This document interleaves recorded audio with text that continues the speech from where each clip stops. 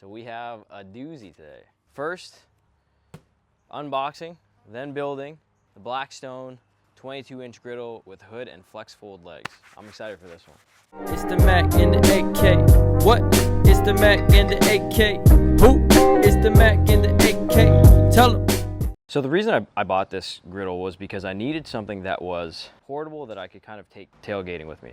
This isn't meant to be my standalone griddle, but this is one that I want to be able to take with me on the road, have it be portable, and be able to whip it out of my truck bed and have access to my flat top grill whenever I need it. That's why I went with the 22-inch size.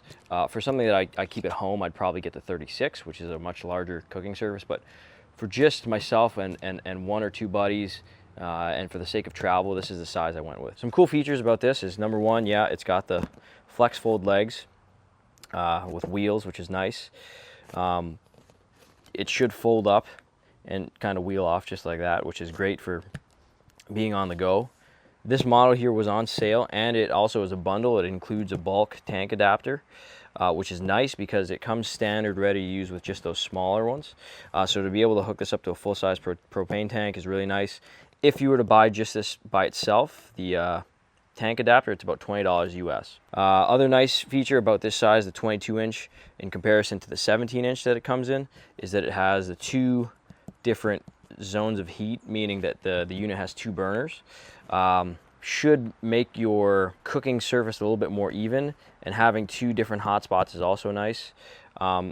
Lastly, it comes with the new omnivore griddle plate. From what I understand, is it's supposed to distribute the heat a little bit more evenly. It's lighter. It has these built-in wind guards around the bottom of your griddle plate just to keep the wind out, which is nice. Out of the box, this is what you're going to get. This is the burner unit here. If you look inside there, you've got the two H-shaped burners. The base of the unit, which I think looks pretty nice actually. They have this nice adventure ready logo there. Even the knobs have this textured coating to them. Great feel, very premium look. They have the Blackstone logoing down here with the orange background. Looks really nice, very catchy look. Pop stands out. So here are the other items that came out of the box. You've got your set of screws and bolts that you'll need. This is just the handle that goes on to the hood of the grill. Really nice orange, great texture on there, feels really solid. When you're paying a premium, you want to feel like you have a premium product, and like this definitely feels the part. The side rail, it looks like this goes on the side. You can put your different plating or utensils on there. Again, solid construction, nice color, nice finish on that. Okay, we got some wheels, plastic wheels, so you don't have to worry about filling them with air or anything like that. They feel pretty durable. I mentioned earlier you get two different adapters, one for your larger propane tanks, regular size, and then if you're looking to take something a little smaller, you've also got the smaller adapter there. I think this is part of the flex fold mechanism. This one here looks obviously like where you would haul it from. And lastly, your Blackstone grease trap drip tray with a liner. And now we're going to get into what everybody has been waiting for. Hood in black with a nice emblem there. There will be a handle here eventually, but for now let's take a look at what's under the hood. There it is. That's that patented Blackstone griddle. You've got the Blackstone etched onto the rear of the grill with the grease trap in the back, Blackstone sticker, and the QR code to activate your warranty on the device, which I will do actually.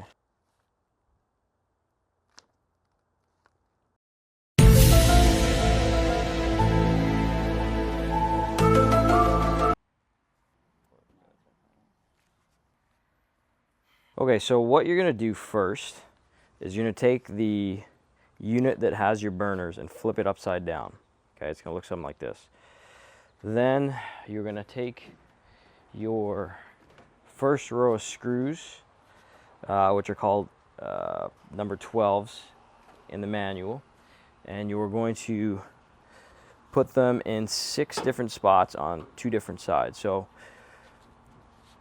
first goes 1, 2, 3, 4, and then they have some rear holes there on the bottom where you're going to put in those 12 side screws to secure these 2 legs that look like this. There's 2 of these. You slide them in, and then you're going to tighten up these screws on those 4 sides. That's your first step. We have the piece that looks like this, and what we want to do is insert this into the other 2 remaining slots here. The instructions, there are a set of holes that are on the back side of this, and they want them facing out, so towards the ground. So you want to make sure the holes, there should be 4 holes total, 2 there and 2 there, both face downwards towards the floor. Then what you're going to do is we're going to insert, it looks like 2, 4, 6 screws on each side. Gotta say, Blackstone, your craftsmanship is kind of weak. A lot of the holes don't exactly line up as they should. A little bit of inconsistency with the craftsmanship, I'm not gonna lie. This has happened on the first set of screws that we installed, just because the holes that were pre-drilled into the steel frame were off center. So Blackstone, I know you're pumping these out at mass quantity, but you got to do a little bit better when it comes to craftsmanship. Okay, so now we've got the flex fold legs assembled. We've attached this piece here as well as these 2 legs to the bottom, and now it's time to add your wheels to your device. So instructions say the tapered side goes on the inside. If you don't know what I mean by tapered, I found another easy way to figure this out. So on the outside of the wheel, there are no circles in between. The part that's going to be facing in has these circles on the inside that indicate they go on that way. Bolts that came with the wheels, this guy here, will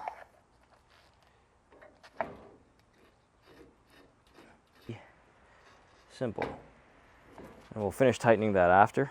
And we're going to come around to the other side, line it up nicely, and just give it a couple turns.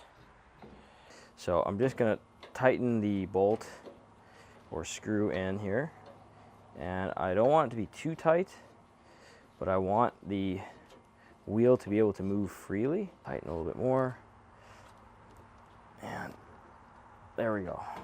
Wheel moves freely, not too much back and forth, but it's also not too tight. And we're going to do the same thing on the other side. So I just got both wheels on, they're both in. So now we're going to take our side table, side stand here, and we want to make sure we're opposite the wheels. So on this side of the flat top, we're going to lift this and show you there are some insert holes just down there. So this part with the sticker on it, you're going to turn facing down, and then you're going to line up your tray holder table, and we're going to get this bolted down. I've placed the screw in there. I haven't tightened them yet, but this is just to hold it up and make sure that they're all in line. Now that they're all perfectly lined up, I'm just going to go ahead and tighten each one on this side here.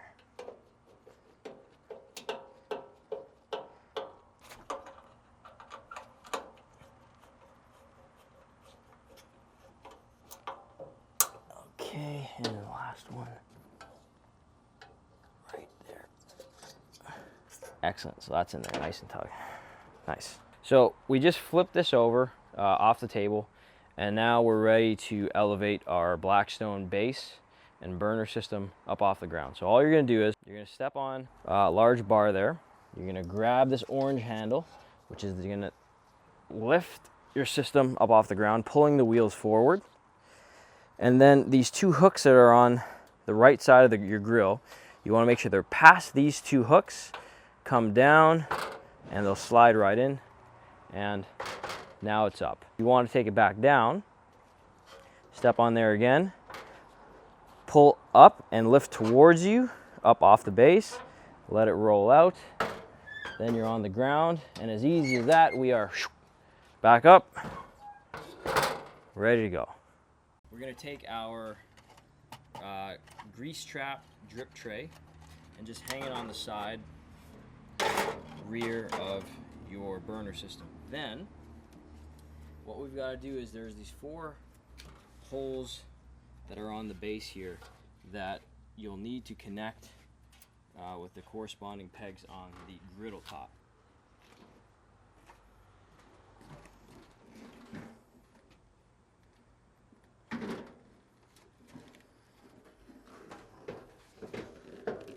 We finally have our grill situated on the burner with the pegs fitting in perfectly. So those are secure, and now our griddle is secured to our burner system. So our next step after securing our griddle to the burner system is to get the front handle on the device. And we're gonna go ahead and sit that on there. These screws already came with the handle. I just had to unscrew them first. And then we'll line up this one here. Same idea. Poke that through. Make sure it lines up. Start the threading. And now your handle's not gonna move on you. And we can finish that off with a screwdriver. And that one's almost done. Then we're gonna get this one going at the same time.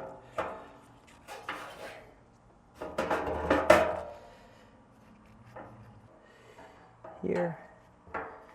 And not everybody's gonna have a drill at home, so you know, it's a lot cheaper to go buy a star head screwdriver than it is to pick up an entire drill set.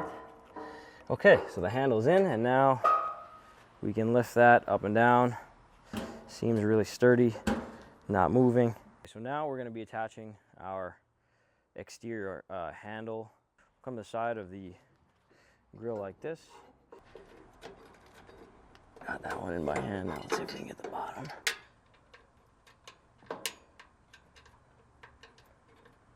Now that we got those two, we can get our other 2 pieces here.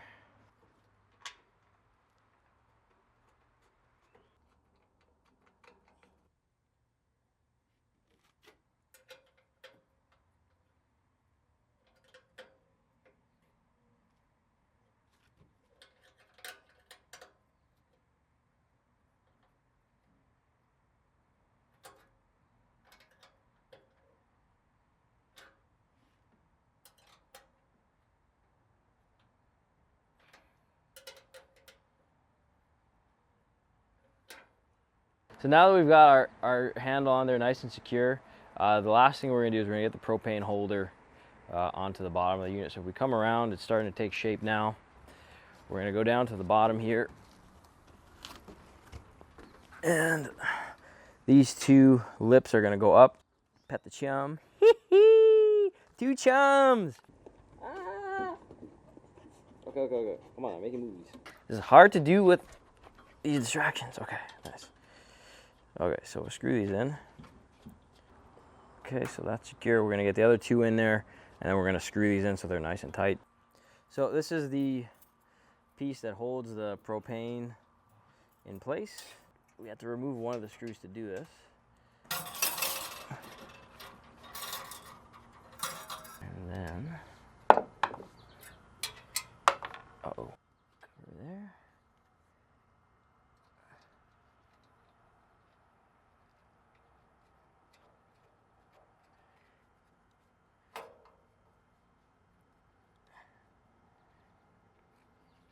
And there we go. Okay, now, last thing we're gonna do is take our adapter and connect it to our Blackstone so that we can feed our propane through the machine.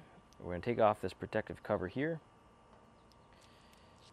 get the male end of the connector, and secure it